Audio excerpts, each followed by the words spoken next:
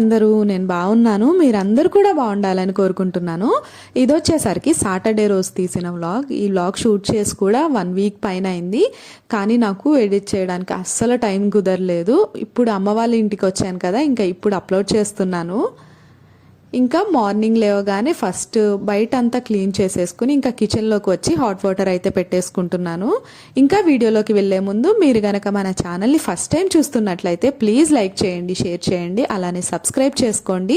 పక్కనే ఉన్న bell icon కూడా క్లిక్ చేయండి. దానివల్ల నేను ఎప్పుడు వీడియోస్ పెట్టినా నోటిఫికేషన్స్ మీకు వస్తాయి. హాట్ వాటర్ పెట్టుకుని అవి కాగేలోపు ముందు రోజు కడిగిన గిన్నెలు ఉంటాయి కదా, అవన్నీ కూడా సర్దేసుకుంటున్నాను. అలా సర్దేసుకుంటే ఇంకా గ్యాప్ దొరికినప్పుడల్లా కొంచెం కొంచెం మళ్ళీ గిన్నెలు కడిగేసుకుని పెట్టేసుకుంటూ ఉంటాను. ఇంకా ఇటు వచ్చేసరికి చట్నీ కోసం ప్రిపేర్ చేసుకుంటున్నాను. ఈ రోజు నా బ్రేక్ఫాస్ట్ లోకి కొర్రలతో చేసిన ఇడ్లీ. చెప్పాను కదా ఈ మధ్య ఈ ఇడ్లీ నా ఫేవరెట్ అయిపోతుంది, బాగా నచ్చుతుంది అని చెప్పి. నాకు ఇడ్లీ కానీ దోశ కానీ ఉంటే ఖచ్చితంగా పల్లీ చట్నీ కావాల్సిందే. వేరే వాటితో తింటే నాకు అంత సాటిస్ఫాక్షన్ అనిపించదు. దోశ అయినా సరే ఎప్పుడైనా పుదీనా చట్నీ లేదంటే టొమాటో చట్నీ ఇట్లా చేస్తూ ఉంటాను, కానీ ఇడ్లీలోకి మాత్రం కంపల్సరీగా పల్లీ చట్నీ ఉండాల్సిందే. అయితే ఈ మిల్లెట్స్తో చేసిన ఇడ్లీ అయితే నేను పచ్చిమిర్చితో కాకుండా ఎండుమిర్చితో చేస్తాను. పచ్చిమిర్చి వేసి చేసిన దానికన్నా ఎండుమిర్చితో చేస్తే టేస్ట్ చాలా బాగుంటుంది. ఇంకా ఇక్కడ పల్లీల డబ్బా ఖాళీ అయిపోతే మళ్ళీ పోసుకుని స్టోర్ చేసుకుంటున్నాను. మామూలుగా అయితే ఏదైనా ఖాళీ అయిపోతే వెంటనే ఫస్ట్ క్లీన్ చేసుకుని ఆరపెట్టుకుని మళ్ళీ రీఫిల్ చేసుకుంటాను. కాకపోతే మొన్న సంక్రాంతి కోసం అని చెప్పి అన్నీ కూడా క్లీన్ చేసుకున్నాను. ఈరోజు నేను సంక్రాంతికి బూజులు దులుపుకోవాలి అనుకుంటున్నాను. ఎందుకంటే చెప్పాను కదా త్వరగానే అమ్మ వాళ్ళ ఊరైతే వెళ్తున్నాను ఈసారి అని చెప్పి. యాక్చువల్లీ ఈ వీడియోకి వాయిస్ ఓవర్ ఇస్తున్నప్పుడే నేను అమ్మ వాళ్ళ ఇంటికైతే వచ్చేసాను. వీడియో అప్లోడ్ చాలా లేట్ అయిపోయింది. ఇంకా ఇక్కడ ఇందాక పల్లీలు తీసిన కవర్ ఉంది కదా, అది ఈ చిన్న డస్ట్బిన్లో వేస్తున్నాను. ఇలా చిన్న కవర్స్ అయితే ఇందులోకి కరెక్ట్గా సెట్ అయిపోతాయని. ఇలా కవర్స్ అన్నీ కూడా నేను దాచిపెట్టుకుంటాను, ఎందుకంటే ఇలా డస్ట్బిన్ లాంటి వాటికి యూజ్ అవుతాయని చెప్పి. ఇంకా ఇక్కడ ఇల్లు ఉడ్చుకోవడానికి అయితే వచ్చేసాను. నేను స్టవ్ మీద వాటర్ పెట్టాను కదా, అవి ఆఫ్ చేశాను కానీ తాగడం అయితే మర్చిపోయాను. ఎందుకంటే ఈరోజు సాటర్డే కదా, త్వరగా పని చేసేసుకుని పూజ చేసుకోవాలి అనే ఉండి నేనైతే వాటర్ సంగతి మర్చిపోయాను. మా హస్బెండ్కి అయితే ఇచ్చాను కానీ నేనైతే తాగలేదు. ఇంకా మళ్ళీ కిచెన్లోకి వచ్చి చూసి అయ్యో నేను తాగలేదే అని చెప్పి మళ్ళీ హీట్ చేసుకుని తాగుతున్నాను. చల్లారిపోయినాయి.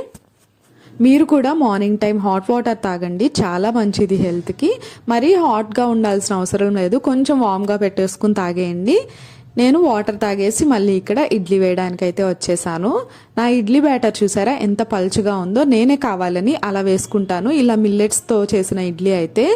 ఎందుకంటే నేను ఇదే బ్యాటర్తో దోశ కూడా వేస్తాను, రెండింటికి సెట్ అయ్యేలా ఉంటుంది. అండ్ దట్టు మిల్లెట్ది నాకు ఎందుకో ఆ బ్యాటర్ కొంచెం థిక్గా చేస్తే ఇడ్లీ గట్టిగా వస్తాయి అనిపిస్తుంది, అందుకని కొంచెం పలుచగానే చేసుకుంటాను. కానీ ఇడ్లీ చాలా సాఫ్ట్గా వస్తాయి. ఇది కూడా మామూలు ఇడ్లీలానే మీడియం ఫ్లేమ్లో 10 to 15 minutes ఉడికించుకుంటే సరిపోతుంది. ఇంకా ఇడ్లీ పెట్టేసి నేను చట్నీకి ప్రిపేర్ చేసుకుంటున్నాను. నేను ఎప్పుడు ఇంతే, ఎప్పుడు చట్నీ చేయాలనుకున్నా కూడా ఫస్ట్ అయితే పల్లీలన్నీ ఫ్రై చేసుకుని పక్కన పెట్టేసుకుంటాను, ఈ లోపు అవి ఆరిపోతాయి అని చెప్పి. ఇంకా ఇడ్లీ వేసిన తర్వాత ఇడ్లీ కూడా ఉడికిపోయే లోపు చట్నీ చేసేసుకుంటాను.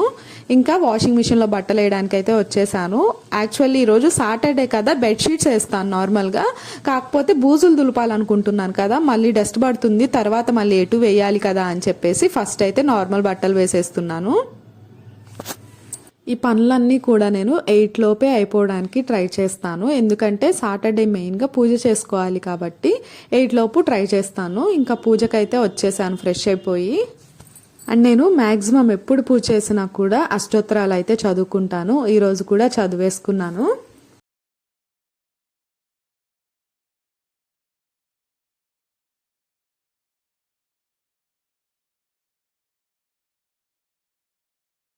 ఇంకా పూజ అయిపోయిన తర్వాత నేను కూడా టిఫిన్ తినడానికి అయితే వచ్చేసాను. ఈ రోజు అయితే పెండింగ్ వర్క్స్ చాలా ఉన్నాయి చేయాల్సినవి. ఇంకా బ్రేక్ఫాస్ట్ చేసిన తర్వాత ఒక్కొక్కటిగా అన్నీ స్టార్ట్ చేసుకోవాలి. ముందైతే వంట కంప్లీట్ చేసుకోవాలి, ఎందుకంటే బూజులు దులపడానికి వెళ్తే మళ్ళీ మధ్యలో రాలేము ఆ డస్ట్లో నుంచి. అందుకని చెప్పి వంట చేసుకుని పక్కన పెట్టేసుకుంటే ఇంకా దాని దగ్గరికి వెళ్ళిపోవచ్చు అని చెప్పి వంట స్టార్ట్ చేశాను త్వరగానే. ఇంకా ఈరోజు బెండకాయ పులుసు అలానే ముద్దపప్పు చేద్దాం అనుకుంటున్నాను. ఈ రెండింటి కాంబినేషన్ నాకు చాలా చాలా ఇష్టం. రెండింటిని మిక్స్ చేసుకుని తింటే చాలా బాగుంటుంది. ఇంకా పులుసు కదా, అందుకని చెప్పి ముందైతే చింతపండు నానబెట్టేసుకుంటున్నాను. పులుసుకే కాబట్టి బెండకాయలు మరీ తుడవట్లేదు, జస్ట్ నీళ్లు వంపేసి అయితే కట్ చేసుకుంటున్నాను. ఎందుకంటే పులుసులో కొంచెం జిగురున్నా కూడా బాగానే ఉంటుంది తినడానికి. అలానే ఇంకోవైపు రైస్ కూడా పెట్టేసుకున్నాను. ఇంకా ముద్దపప్పు కోసం అయితే కందిపప్పును కూడా కడిగేసుకుని ఒక అరగంట పాటు అయితే నానబెట్టేసుకుంటాను. ఎందుకు అంటే కొంచెం నానితే త్వరగా ఉడికిపోతాయని. ఇంకా బెండకాయ పులుసు చేసేటప్పుడు నేను చాలా వరకు అల్యూమినియం సెట్లోనే చేయడానికి ట్రై చేస్తాను. ఎందుకంటే అందులో టేస్ట్ బాగా వస్తుంది అనిపిస్తుంది.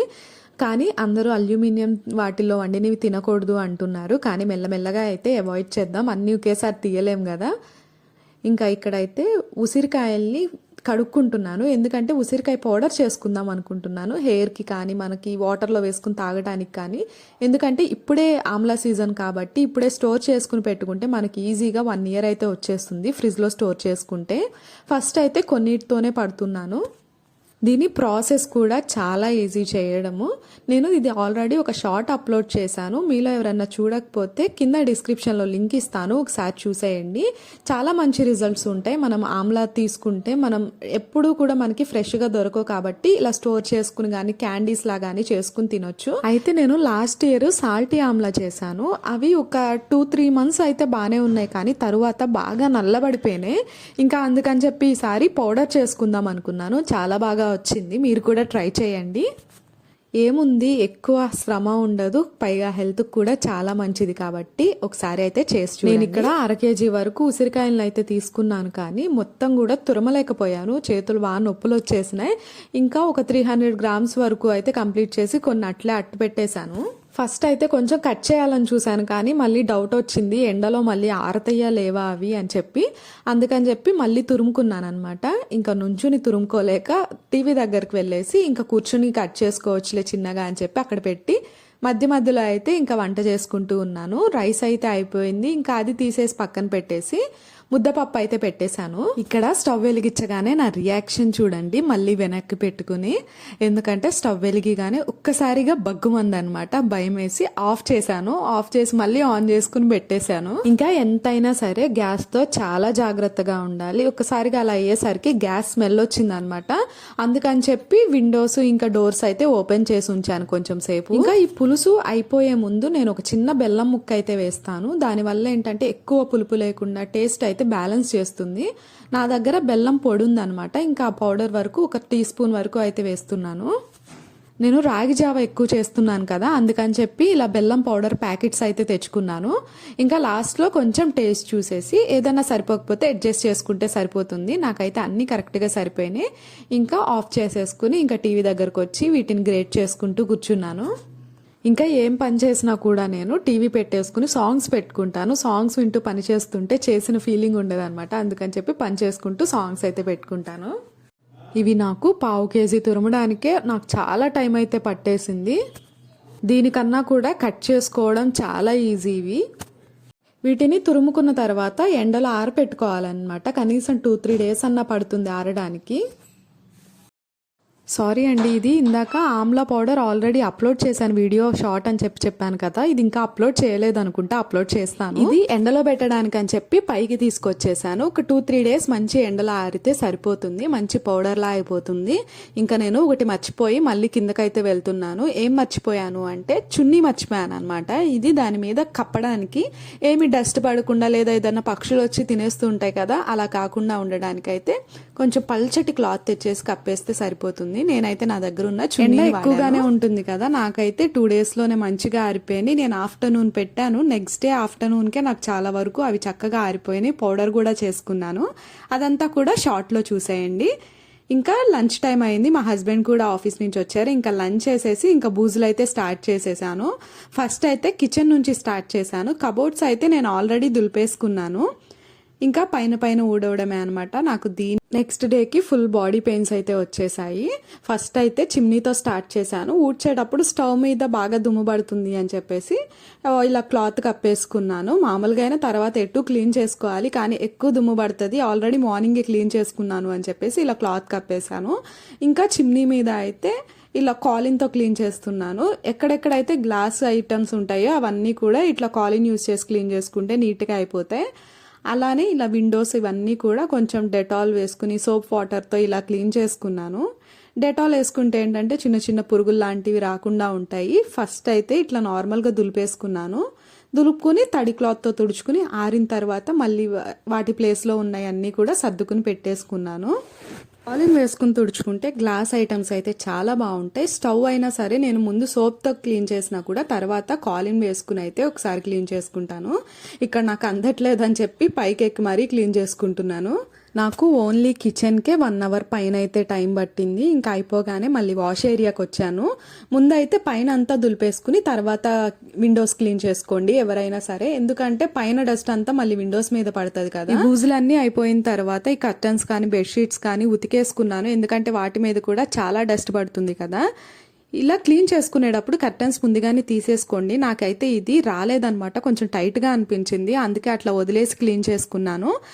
కబోర్డ్స్లో మాత్రం నార్మల్గా పొడి క్లాత్తోనే తుడిచేసాను. ఎందుకు అంటే మళ్ళీ చెదలు పట్టేస్తే తడి క్లాత్ పెట్టేస్తే చెక్క ఉంటుంది కాబట్టి ఎక్కడెక్కడైతే వుడ్ ఉందో అక్కడంతా కూడా పొడి క్లాత్తోనే క్లీన్ చేసుకున్నాను.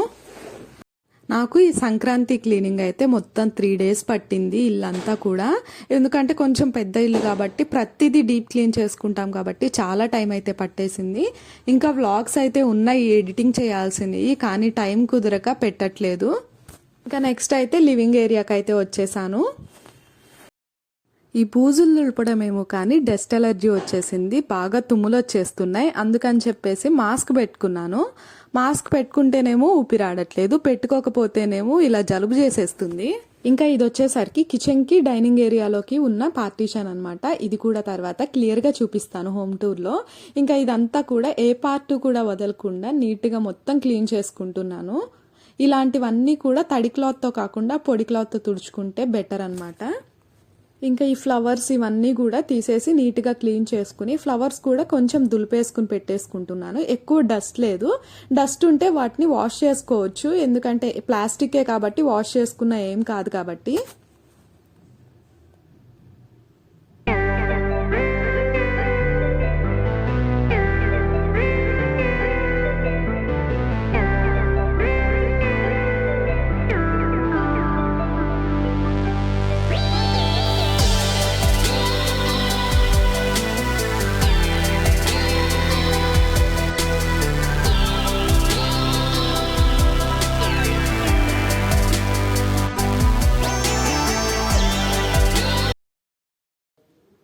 ఇంకా ఇక్కడ బెడ్రూమ్ కూడా క్లీనింగ్ అయితే వచ్చేసాను. ఇంకా ఒక్క బెడ్రూమ్ అయితే మిగిలింది, దాన్ని కూడా నెక్స్ట్ డేనే క్లీన్ చేసేసుకున్నాను. ఇంకా టీవీ యూనిట్ దగ్గరకు అయితే వచ్చేసాను. ఇప్పుడు నేను చూపిస్తున్నది ఉన్నది కదా హార్ట్ సింబల్లో, ఇది మా యానివర్సరీకి మా హస్బెండ్ గిఫ్ట్ చేశారు నాకు. స్పెషల్గా నాకు అని కాదు కానీ ఇద్దరికి కలిపి ఆ గిఫ్ట్ అనమాట. నాకైతే టీవీ యూనిట్ క్లీన్ చేయడం పెద్ద టాస్క్ లానే అనిపిస్తుంది, ఎందుకంటే అక్కడ చిన్న చిన్న బొమ్మలు ఉంటాయి కదా, అవన్నీ కేర్ఫుల్గా క్లీన్ చేసుకోవాలి అంటే కొంచెం టైం పడుతుంది.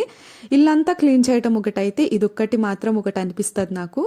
ఎలా అయితే సంక్రాంతి పండగకి మొత్తం ఇల్లంతా కూడా క్లీన్ చేసేసుకున్నాను. ఇదంతా చేసేసరికి నైట్ డిన్నర్కి కూడా నాకు ఇంట్లో చేయడానికి ఓపిక లేదు. ఇంకా మా హస్బెండ్తో అయితే బయటికి వెళ్ళాను, ఏదన్నా టిఫిన్ చేసేసి వద్దాం అనుకున్నాను, పైగా రీఫ్రెష్మెంట్ కూడా ఉంటుంది, మార్నింగ్ నుంచి వర్క్ చేస్తున్నా కదా అని చెప్పేసి. అంతే, ఈ వీడియోని ఇక్కడితో ఎండ్ చేస్తున్నాను. వీడియో నచ్చినట్లయితే please do like, share and subscribe.